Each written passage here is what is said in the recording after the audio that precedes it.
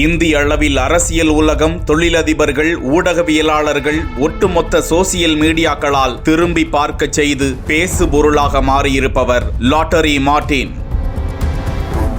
தேர்தல் ஆணையம் வெளியிட்ட தேர்தல் பத்திரம் குறித்து SBI லிஸ்டில் முதல் இடம் பிடித்திருப்பவர். அதிக தொகையாக 1368 கோடியை அள்ளி கொடுத்தவர்.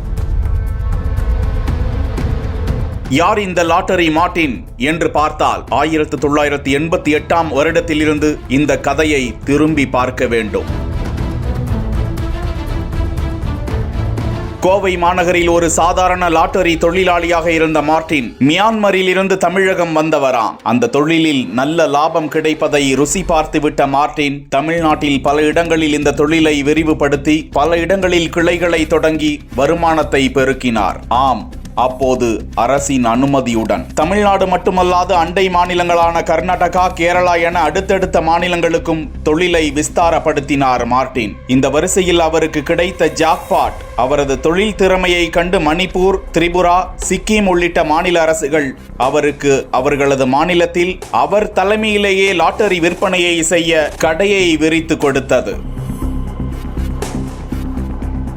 அரசு அனுமதியுடன் பெரும் வளர்ச்சியை கண்டார் மார்ட்டின். அதன் பிறகுதான் அந்த தொழிலில் ஹவாலா பண கடத்தல், 4500 கோடி முறைகேடு, கருப்பு பணத்தை வெள்ளையாக மாற்றுவது, லாட்டரி விற்பனையையும் அவரே நடத்தி வெற்றி பெறுபவரையும் மேட்ச் பிக்சிங் செய்வது போல் ஊழலில் ஈடுபடுவது என அவர் மீது அடுக்கடுக்கான வழக்குகள் பாய்ந்தன. பலமுறை அவர் கைது செய்யப்பட்டு குண்டர் சட்டத்திலும் அடைக்கப்பட்டவர். அவரது மனைவி லீமா ரோஸ் வரை கைதாகி சிறை சென்றவர்கள்தான். கொல்கத்தாவில் தலைமை அலுவலகம் உள்ளிட்ட பல இடங்களிலும் வருமான வரித்துறையினர், அமலாக்கத்துறையினர் உள்ளிட்ட அதிகாரிகள் பல சமயங்களிலும் ரெய்டு நடத்தி வழக்குகளை பதிவு செய்திருக்கிறார்கள். சில மாதங்களுக்கு முன்பு கூட அமலாக்கத்துறையினர் தமிழகத்தில் உள்ள அவரது வீடு உள்ளிட்ட அலுவலகங்களில் ரெய்டு நடத்தினர். கடந்த 4 வருடங்களுக்கு முன்பு வருமான வரித்துறையினர் ரெய்டு நடத்தி கொண்டிருந்த போது மார்ட்டின் அலுவலகத்தில் சுமார் 20 வருடங்களாக பணிபுரிந்து வந்த பழனிசாமி என்பவர் மர்மமான முறையில் கோயம்புத்தூர் காரமடை என்ற பகுதியில் குளம் ஒன்றில் இருந்து சடலமாக மீட்கப்பட்ட சம்பவம்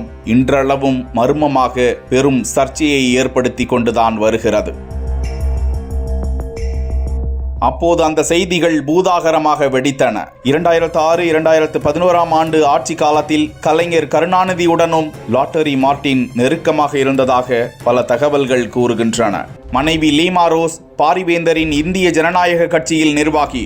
அவர்களது மருமகன் ஆதவ் அர்ஜுனா விடுதலை சிறுத்தைகள் கட்சியில் இணைக்கப்பட்ட உடனேயே துணை பொதுச் செயலாளர் பொறுப்பு என லாட்டரி மார்ட்டினின் குடும்பம் அரசியல் பின்னணியிலும் வலு சேர்த்து கொண்டது. சில நாட்களுக்கு முன்பு கூட ஆதவ் அர்ஜுனாவின் போயஸ் கார்டன் உள்ளிட்ட வீடு உள்ளிட்ட இடங்களில் ED ரைடு நடந்து வந்ததை பார்த்திருப்போம். இப்படி எத்தனையோ வழக்குகளை லாட்டரி மார்ட்டின் தரப்பினர் சந்தித்தாலும் தாங்கள் முறைகேடாக சம்பாதிக்கவில்லை, அரசுகளின் அனுமதியோடுதான் சம்பாதித்திருக்கிறோம். லாட்டரி விற்பனை தடை செய்யப்பட்டிருக்கும் பகுதிகளில் முறைகேடாக விற்பனையில் ஈடுபடவில்லை என அவர்கள் தரப்பு மறுப்பு தெரிவித்து வருவது எல்லாம் தனிக்கதை. தேசிய அளவில் லாட்டரி மார்ட்டின் பல கட்சியினருக்கும் பாரபட்சம் இல்லாமல் நிதிகளை அள்ளி அள்ளி வழங்கி வந்ததாக தகவல்கள் பரப்பப்பட்டு வரும் நிலையில் தற்போது தேர்தல் ஆணையம் வெளியிட்டிருக்கும் SBIயின் தேர்தல் பத்திர பட்டியலில் முதல் இடம் பிடித்து லாட்டரி மார்ட்டின் 1368 கோடியை பாரபட்சம் இல்லாமல் நிதிகளை அள்ளி அள்ளி வழங்கி வந்ததாக தகவல் கொடுத்திருப்பதாக வெளியாகி வரும் தகவல் பேசு பொருளாகி இருப்பது குறிப்பிடத்தக்கது.